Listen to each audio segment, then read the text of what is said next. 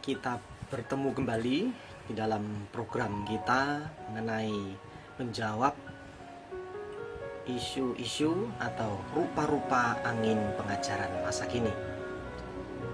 Pada hari ini, tema kita akan membahas satu pokok mengenai menjawab kasus skandal para pelayan gereja masa kini.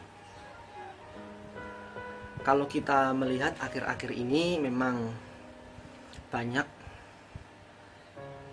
kasus-kasus yang muncul di kalangan hamba-hamba Tuhan yang ternama, dan ini membuat satu hal yang viral dan juga memunculkan banyak argumentasi, bahkan tidak sedikit penghakiman yang muncul di hamba-hamba Tuhan tersebut. Nah, kalau kita melihat kaitannya dengan kata skandal sendiri, di dalam bahasa Yunani menggunakan kata skandalon. Skandalon itu artinya batu sandungan. Jadi orang yang tersandung karena batu tersebut. Dan kata ini muncul dalam kesusastraan Helenistik yang arti pokoknya ialah menjegal lawan atau menyebabkan kejatuhan moral. Dan menurut Mazmur 140 ayat yang ke-9, istilah batu sandungan ini artinya segala hal yang berujung pada dosa. Itu kata batu sandungan. Nah, memang nggak dipungkiri bahwa selama hidup manusia di dunia, yang berdosa ini nggak luput dari yang namanya hawa nafsu dosa, termasuk pendeta dan pelayan mimbar, pelayan Tuhan. Pak, kami para pendeta, pelayan Tuhan tidak kebal dengan dosa juga, begitu. Artinya ada celah-celah di mana kami sebagai pelayan Tuhan juga bisa terpleset jika tidak hati-hati. Itu sebabnya kalau kita kembali ke dalam gambaran-gambaran keselamatan, bahwa menjadi ciptaan baru itu bukan berarti kebal terhadap dosa. Karena dalam natur manusia ini masih terdapat yang namanya epitumias tes apetes dalam bahasa Yunani, yang artinya nafsu yang menyesatkan. Itu ada. Walaupun dia orang percaya, orang Kristen yang rajin melayani, pendeta majelis sekalipun, memiliki nafsu yang menyesatkan ini di dalam natur manusia rohaninya, dan juga di dalam kedagingannya. Itu sebabnya kenapa pentingnya dipimpin Roh Kudus setiap hari, memohon belas kasihannya, perkenanannya, ya, atau dalam lebih lanjut lagi memohon pengasihannya untuk kita bisa tetap berpegang teguh padanya. Karena hanya Dia yang bisa memampukan kita. Kita tidak akan bisa dengan kekuatan kita sendiri. Nah, epitumias tes apetes ini pun juga dialami oleh murid-murid para rasul yang hebat seperti Petrus, Paulus, dan tokoh-tokoh lain. Tidak luput dari yang namanya kelemahan ini. Nah, kelemahan-kelemahan sebagai manusia terus-menerus dialami oleh orang Kristen sebelum menerima tubuh kemuliaan. Inilah bagian proses keselamatan itu. Makanya tidak ada yang sempurna di dunia ini, tidak ada.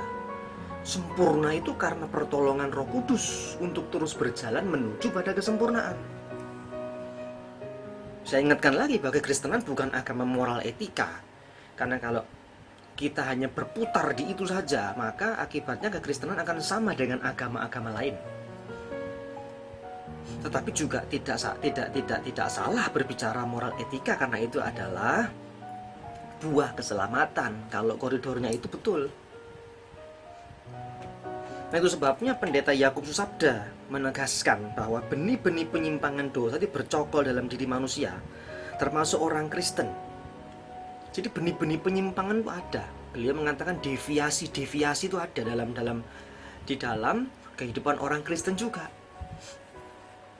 Tokoh-tokoh Alkitab, mulai dari dalam baru itu mereka memiliki itu. Makanya saya senang dengan khotbah beliau dalam wisudanya di sekolah yang beliau pimpin tentang wounded healer.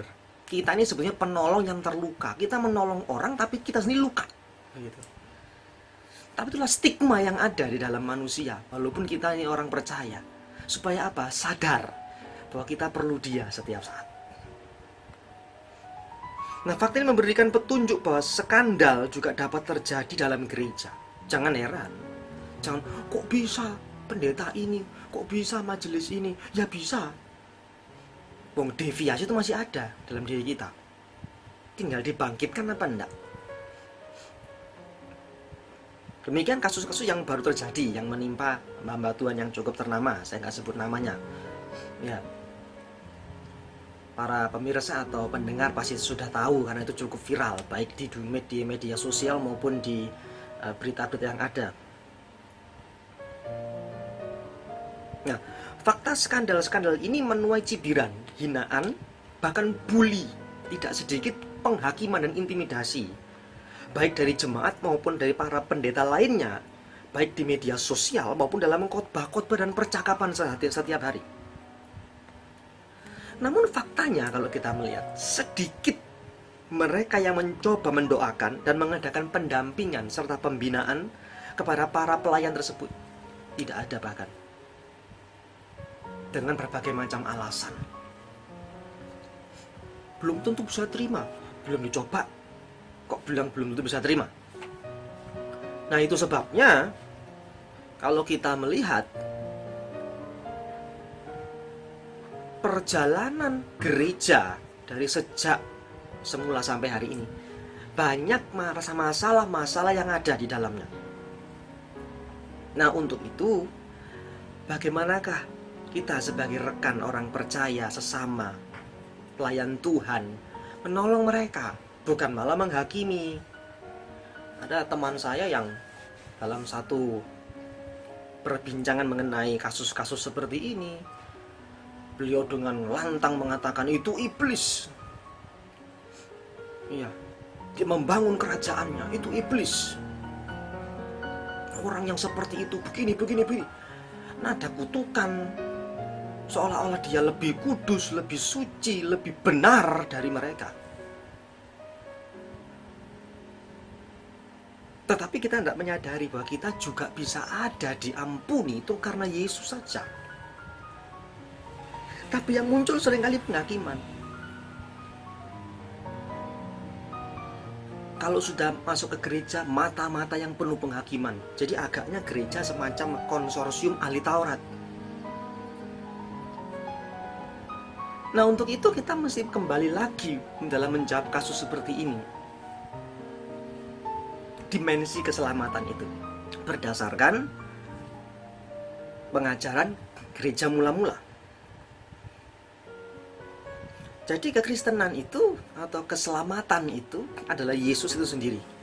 Dan ketika orang percaya masuk di dalamnya, percaya menerima keselamatan itu, maka kita adalah orang yang sudah diselamatkan.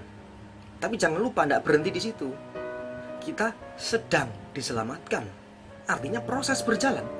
Tapi juga nggak di situ juga berhenti, para pendengar dan pemirsa sekalian. Tapi kita akan, berarti nanti keselamatan sepenuhnya itu nanti diterima ketika dia datang kembali. Jadi kita masuk dalam proses jatuh bangun itu ada. Makanya kalau mereka yang jatuh begini, Pak, apakah kehilangan keselamatan? Nah, kalimat yang muncul sering kali itu yang saya terima. 1 Korintus 15 ayat 2 mengatakan, oleh Injil itu kamu diselamatkan asal kamu teguh berpegang padanya. Ini dalam proses keselamatan ini ada jatuh bangun. Tapi yang menjadi pertanyaan adalah, adakah Anda tetap berpegang teguh kepadanya? Konsekuensi ada ketika kita melakukan jatuh dalam dosa dan kelemahan. Tetapi dalam konsekuensi itu pun Allah bersama kita. Inilah perbedaan Allah dengan manusia-manusia atau yang katanya hamba-hamba Tuhan yang rohani itu, begitu. Tapi ketika ada sesamanya jatuh, yang muncul bukan kekuatan, bukan motivasi, bukan kekuatan firman yang menolong mereka, mendampingi, mentoring mereka, Tapi yang muncul malah penghakiman dengan menunjuk dengan jari. Itu, rasain. Itu, ini, itu. Wah. Seolah-olah dia paling bersih. Nah, kalau kita lihat Alkitab, bagaimana menjawab tentang kasus-kasus skandal seperti ini, skandal moral tentunya ya. Dalam 1 Timotius 5 ayat 20-22, di situ Timotius diminta untuk menegur para penatua di sini pendeta. Ya. Nah, sedangkan posisi Timotius waktu itu menurut catatan Eusebius, dokumen sejarah gereja mengatakan bahwa beliau umur 25 ketika menjadi gembala atau pimpinan tertinggi atau episkop, uskup Efesus. Nah, caranya bagaimana menghadapi seperti ini? Paulus menasihati Timotius untuk memanggil para penatua di hadapan para penatua yang lain untuk ditegur. Tujuannya apa? Efek jerah. Bukan mempermalukan di depan orang. Ya.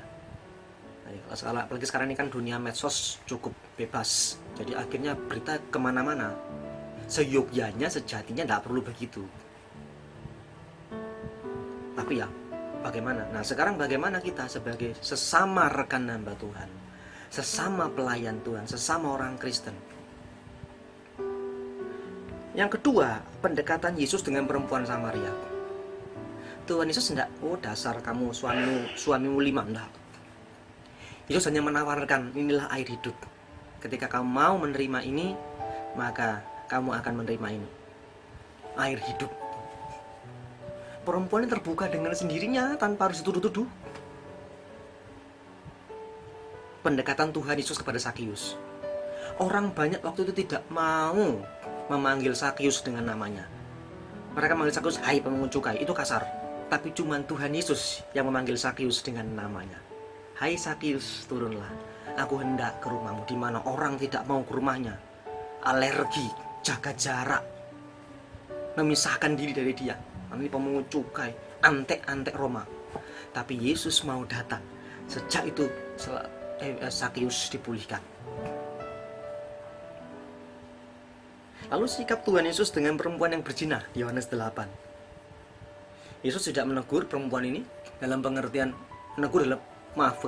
dalam pengertian menghina, mengintimidasi. Enggak.